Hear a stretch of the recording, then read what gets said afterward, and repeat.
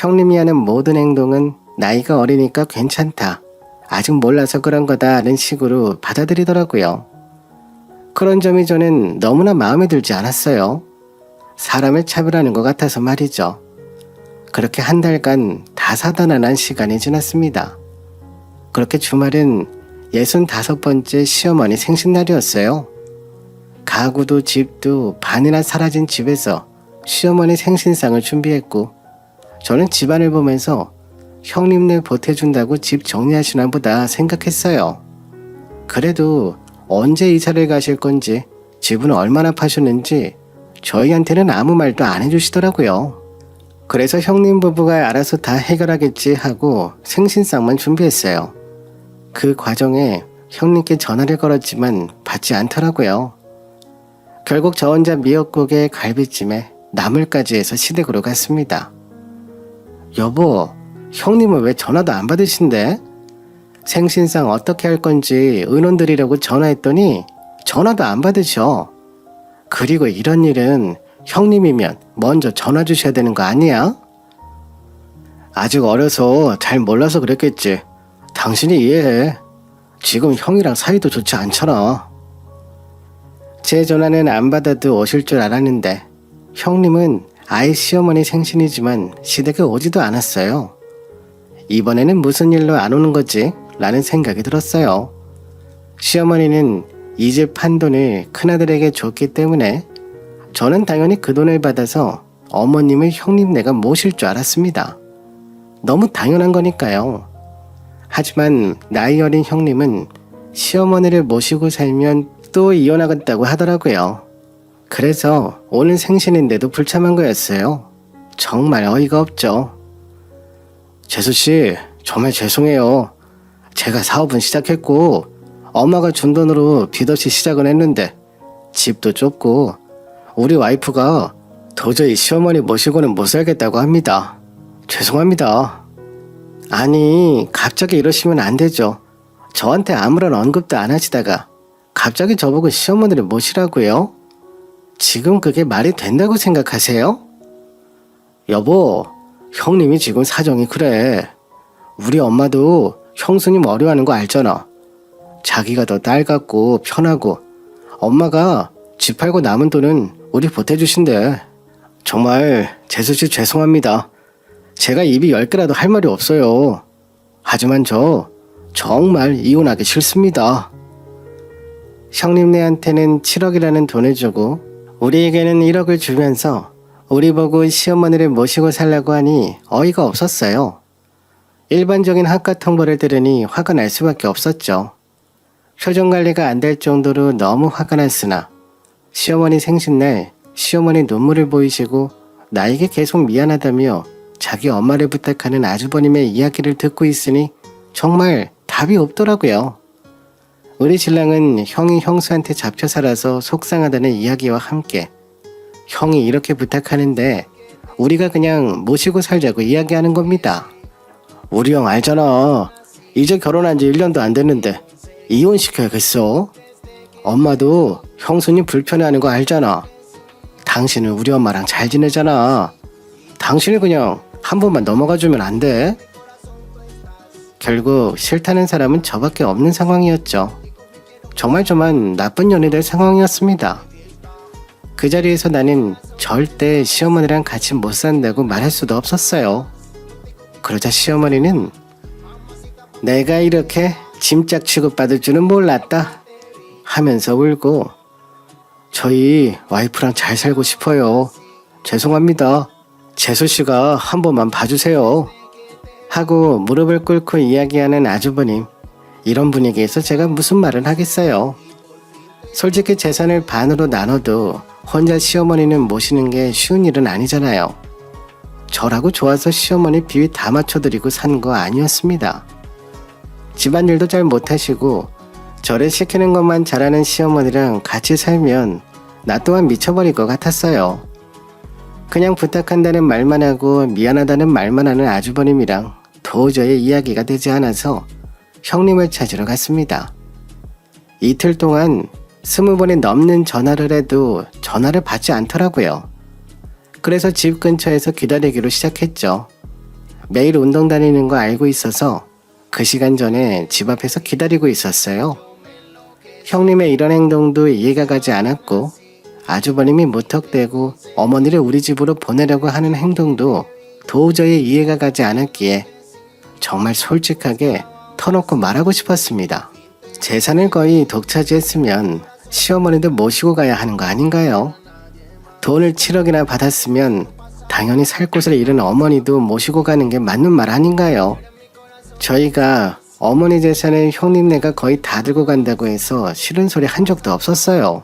그것만으로도 우리는 형제의 도리를 다 한 거라 생각하는데 재산은 재산대로 다 들고 가면서 시어머니는 못 모시겠다고 통보 아닌 통보를 하고 만약 모시게 된다면 이혼하겠다고 나오는 형님이 정말 너무하다고 생각했어요.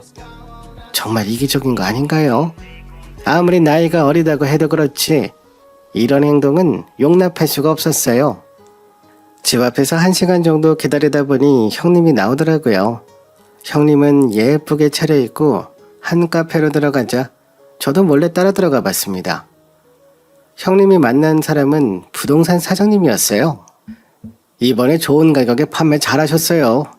돈도 다 넣어드렸고요. 잔금은 이삿날에 바로 처리해드릴게요. 이번에 상가 계약도 다 하신 거죠? 그럼요. 이번엔 모자란 돈만큼 시어머니한테 받아서 이제 제 이름으로 된 상가가 생겼네요. 이 돈 받는다고 얼마나 고생했는지 울고불고 난리도 아니었다니까요.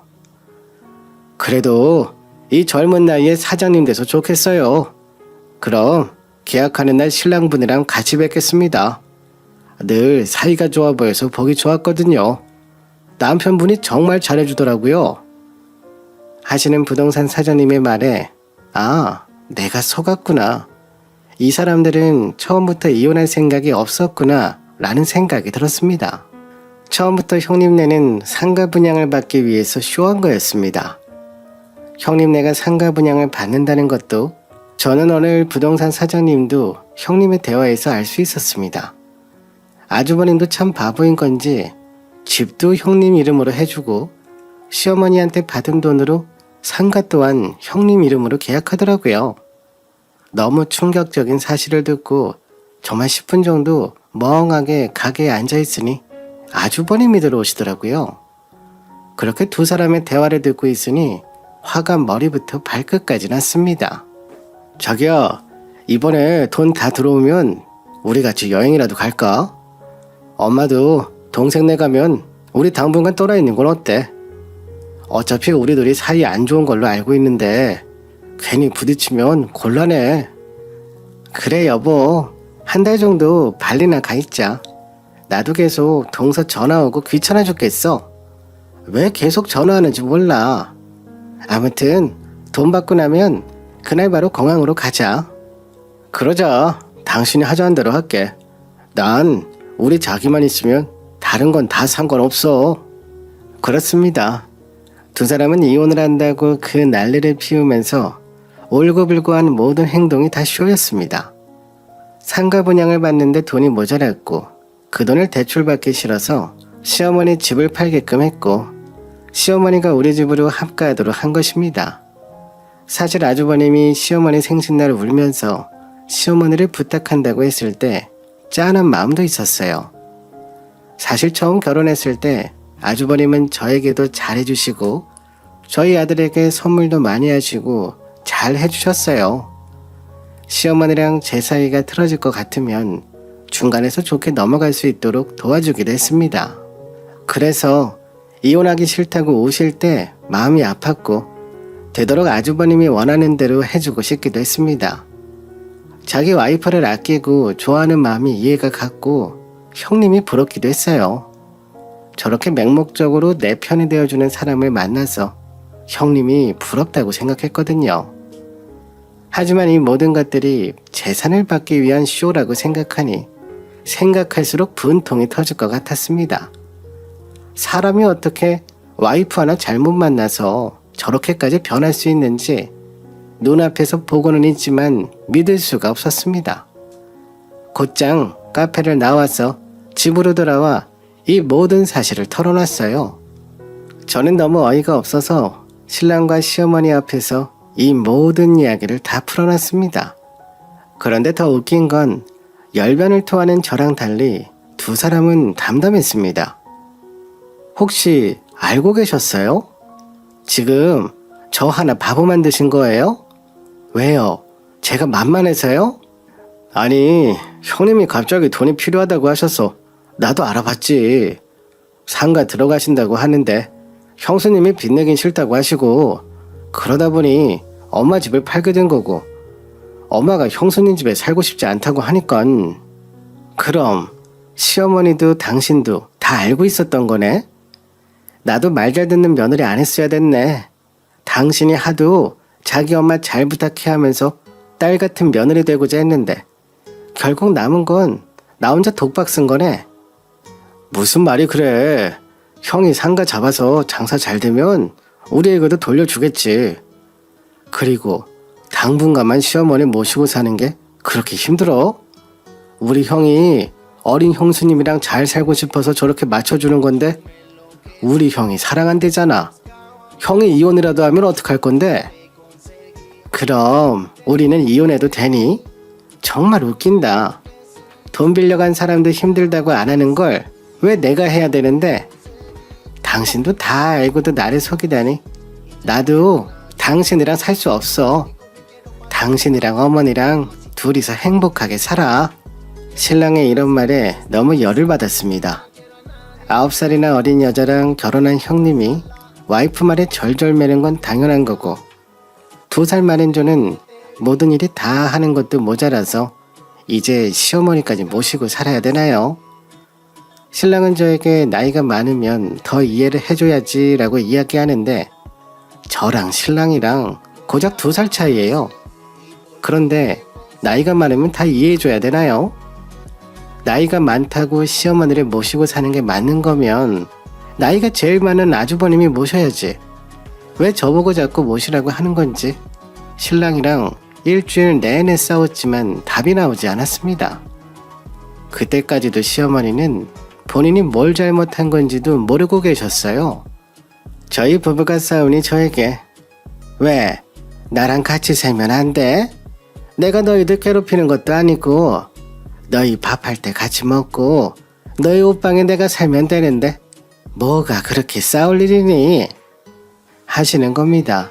그리고 내가 우리 큰아들 이혼 안 시키려고 집 팔아서 가게 해준다는데 왜 너희가 싸워? 하시는 겁니다. 큰아들 결혼 생활 잘하는 걸 도와주려다가 작은 아들이 이혼하게 생겼는데 더 웃긴 건 시어머니는 저랑 사이가 좋은데 왜 같이 못 사냐고 물으시더라고요. 며느리랑 시어머니가 사이 좋을 수가 있나요? 시어머니는 며느리가 일하는 걸 당연하게 생각하는 분인데 어떻게 사이가 좋을 수 있을까요? 그동안 제가 큰 싸움 만들기 싫어서 맞춰드린 걸 시어머니는 전혀 모르시는 것 같았어요. 그때 문득 형님 모습이 떠오르더군요. 나도 괜히 연상이라고 주눅들지 말고 애초에 결혼 초장부터 싫은 건 싫다고 따박따박 말하고 서툴리면 이혼하겠다고 알아서 하라고 해버릴걸. 괜히 아이 생각하랴 주변 챙기랴. 결국에는 지금 상황처럼 본인이 잘해서 며느리도 아들도 잘한다고 생각하시는 것 같았어요. 그러고는 자기 아파트를 자기 마음대로 팔아서 큰형님 보태준 건데 왜 화를 내는지 이해를 못 하시더라고요. 그래놓고 나보고 이기적이라고 욕하시면서 내가 너한테 얼마나 잘해줬는데 나처럼 며느리한테 잘해주는 시어머니가 어디 있다고. 내가 언제 너 나이 많다고 구박을 했니 뭘 했니? 내가 얼마나 잘해줬는데 하시는 겁니다. 정말 어이가 없죠. 모든 시어머니들은 본인이 며느리에게 매우 잘한다고 생각하시나 봐요. 모든 일을 다 시키기만 하시면서 며느리가 알아서 잘하길 바라시면서 말이죠. 어머니, 그렇게 좋은 시어머니시면 왜 형님은 어머니 모든 재산 다 받아가면서 어머니랑 사는 건 싫다고 이혼한다고 하는 건데요. 왜 저희 부부한테만 모든 걸 떠넘기시는 건데요. 그러자 신랑이 제가 시어머니한테 대들자 당신 지금 그게 무슨 말버릇이야. 형수님은 형수님이고 당신은 당신이지. 나이가 많으면 그 정도는 이해해줄 수 있잖아. 저는 너무 어이가 없어서 당신은 내가 고작 2살 많다고 모든 걸 다 이해해주길 바라지. 그리고 내가 여태까지 참아오면서 잘해온 거는 당연한 거고 나도 이제는 이렇게 못 살아. 그리고 당신이랑 어머니랑 나를 바보 만들었잖아. 쇼까지 한 당신 형네 부부도. 저는 더 이상은 참지 않기로 했어요. 이혼을 준비하면서 아이 데리고 친정으로 갔습니다. 나를 속이려는 시댁 식구들을 도저히 용서할 수 없었거든요. 특히 신랑의 어린 형수님이라도 모든 시댁 일을 저에게 시키는 것도 더 이상 참을 수 없었습니다. 어린 나이라도 시집왔고 맏며느리면 자기 역할을 해야 하는 건데 저보다 9살 어리다는 이유로 제가 모든 걸 다 하길 바라는 신랑을 용서할 수가 없었습니다. 거기에 시집살이를 당연하게 받아들이라고 강요하는 신랑의 모습에 정이 떨어졌다는 게 정확한 제 마음인 것 같아요. 제가 시어머니한테 시댁 식구들에게 잘해줬던 모든 것들을 당연하게 받아들이는 시댁 식구들을 보면서 나의 배려가 이 사람들에게 호구짓으로 보였을 거라 생각하니 이혼을 결정하는 데는 그리 오래 걸리지 않았어요. 제가 친정으로 가고 나서 일주일이 지나고 신랑이 이제야 미안하다고 찾아왔습니다. 내가 정말 미안해. 형이랑 엄마보다 내 가정이 더 소중한데 형님이 우선 어머니 모시고 갔어. 그러니까 한 번만 나 봐주면 안 돼? 당신이 이때까지 얼마나 고생했는지 알 것 같아. 정말 미안해. 그래서 제가 아니 지금은 시어머니가 가셨다고 해도 당신은 다시 나보고 다 하라고 할 사람이야. 나도 나이 많은 남자 만나서 저렇게 사랑받으면서 살걸. 당신은 형님이 나이가 어리다고 다 용서해주던데 당신도 어린 형수님이랑 같이 살아. 그리고 결론적으로 당신은 날 속였잖아.